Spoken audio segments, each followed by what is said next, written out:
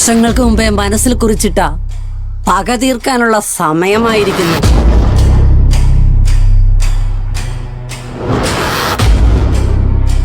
ഇനിയുള്ള ഓരോ ദിവസവും ആ ബാലചന്ദ്രന്റെ കുടുംബം സമാധാനത്തോടെ ഉറങ്ങരുത്.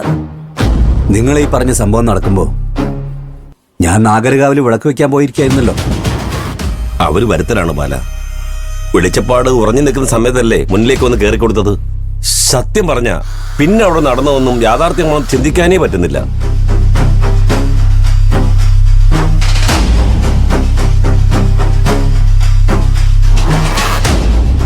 നീ എന്തിനീ മണ്ണിൽ ചവിട്ടിയെന്ന് ചോദിച്ച് വാള് കഴുത്തിൽ വെച്ച് അവരെ പുറത്താക്കുകയായിരുന്നു വെളിച്ചപ്പാട്. അമ്പലത്തിൽ തൊഴാൻ വന്നവരായിരിക്കില്ലേ അവര്? അവരെന്തിനാ വെളിച്ചപ്പാട് അവിടെ നിൽക്കാൻ സമ്മതിക്കാതെ ഓടിച്ചു വിട്ടത്?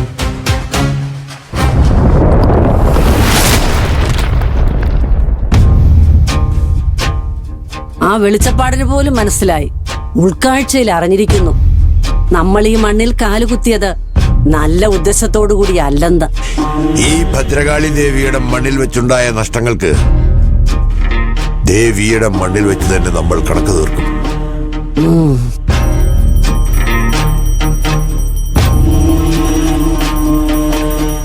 ഭഗവതി, ഭദ്രകാളി, എന്റെ ബാലമാമയും ആയിരപ്പറ കുടുംബത്തെയും എല്ലാ ആപത്തുകളിൽ നിന്നും കാത്തുരക്ഷിക്കണേ.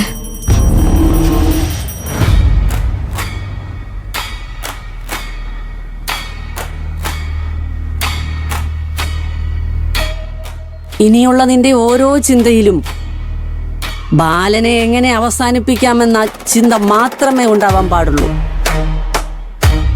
നിന്റെ ആലോചനകളിൽ ആയിരപ്പറ കുടുംബം തകരുന്നത് മാത്രമേ ഉണ്ടാവാൻ പാടുള്ളൂ. ഒരു കാലവും ഇല്ലാതെ ചില ചിട്ടകൾ ഇന്ന് തെറ്റിച്ചു.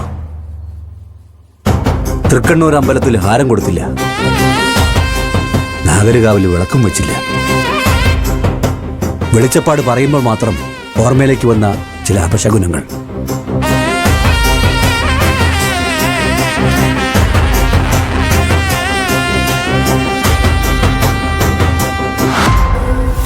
മനസ്സിൽ ആരോ കയറി ഒരു മറവി സൃഷ്ടിച്ചതുപോലെ.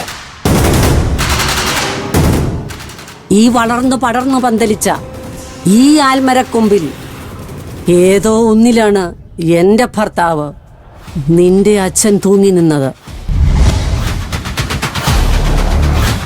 ഇതുപോലെ ഒരു മരക്കൊമ്പ് ആ ബാലചന്ദ്രനും വിധിക്കണം. ഞാനായിട്ട് വരുത്തി വെച്ച ചില വീഴ്ചകൾ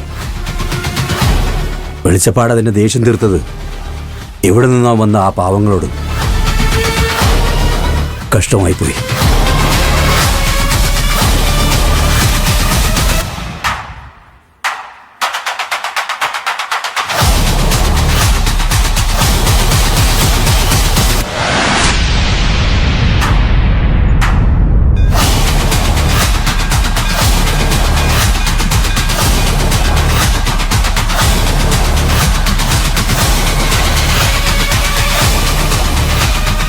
ഈ അമ്പലത്തിന്റെ ശ്രീകോവിൽ വാഴും തൃക്കണ്ണൂർ ഭദ്രകാളിയെ സാക്ഷി നിർത്തി ഞാൻ പറയുക, ഇനി ഞാൻ നിന്റെ മുമ്പിൽ വരണമെങ്കിൽ അത് എന്റെ ഭർത്താവിന്റെ മരണത്തിന് കാരണക്കാരനായ ബാലചന്ദ്രന്റെ ശവം കണ്ടതിന് ശേഷം മാത്രമായിരിക്കും. ബാലചന്ദ്രൻ മരിച്ചുവെന്ന് അവന്റെ ശവം കണ്ട് ബോധ്യപ്പെട്ടതിന് ശേഷം കുളിച്ച് ശുദ്ധി വരുത്തി തിരുവാഭരണം ചാർത്തി നിൽക്കുന്ന നിന്നെ ഞാൻ നമസ്കരിച്ചു തൊഴും. ഇത് സത്യം, സത്യം, സത്യം.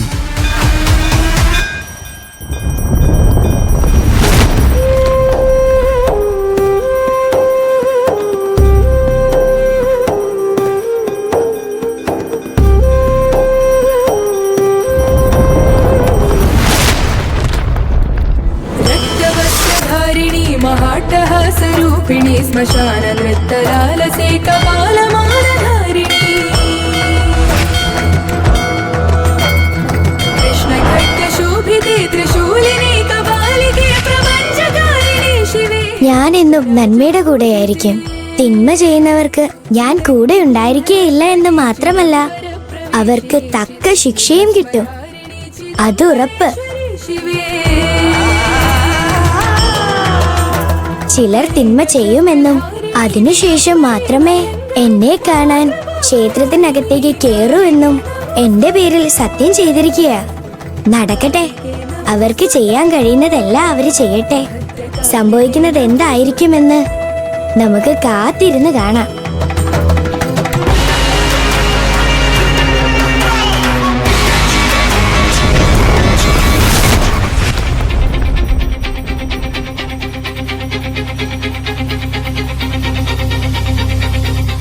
അമ്മേ, നന്നായിട്ട് തൊഴാൻ പറ്റിയല്ലേ?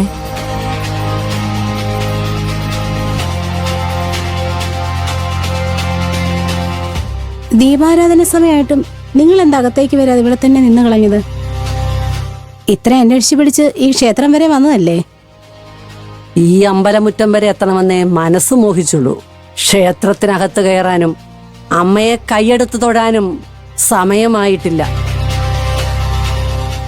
ആ സമയം ഉടനെ എത്തും. അപ്പോൾ ഞാൻ വരും, തിരുവാഭരണ വിഭൂഷിതയായ ഭദ്രകാളിയെ കണ്ടു തൊഴാൻ.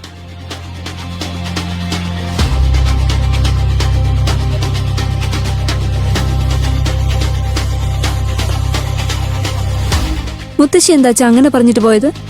അച്ഛനും അമ്പലത്തിൽ കയറിയില്ലല്ലോ. ദേ മുത്തശ്ശി എന്ന് കാറിൽ കയറിയത് കണ്ടില്ലേ? വാ ഇങ്ങോട്ട് വാ. വാ